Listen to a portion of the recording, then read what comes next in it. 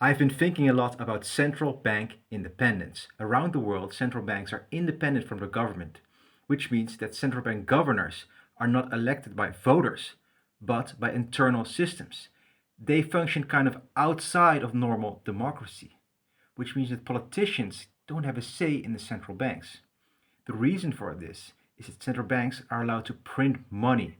Of course, any politician with a printing press will use it to further his or her plans.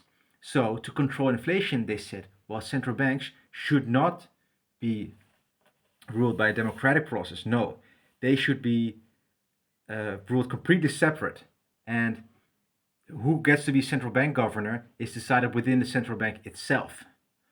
Of course, it seems there's also some criticism of this because, well, then who checks, who controls our money? These central bank governors have a lot of power. And it used to be that they had a very strict mandate, keep the inflation at 2% every year. That's it. So they couldn't really stray from that mandate, or they wouldn't be fulfilling their job. So it would be pretty easy to keep them in check.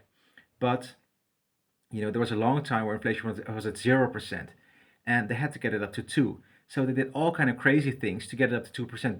They printed really a load of money. But in that, the central bank got more and more powerful. Now, the central bank has also been targeting not only inflation, but political goals like climate change. For example, the European Central Banks is giving out green bonds, is really having his own climate finance department.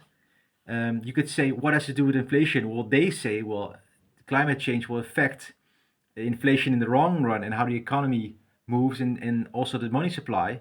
So we have to target that as well. But critics say, well, that's a bit of a stretch because, if you reason like that, everything will in fact affect inflation in the long run, and then the central bank is allowed to control everything without any democratic oversight. And it used to be that this topic was not really a problem, but lately, since quantitative easing, since COVID, since climate change, central banks have been getting more and more power, and the effects of central bank policy have been more and more prominent throughout the economy. And the real question is, how to solve this issue? Should we just have to let the central banks get their way?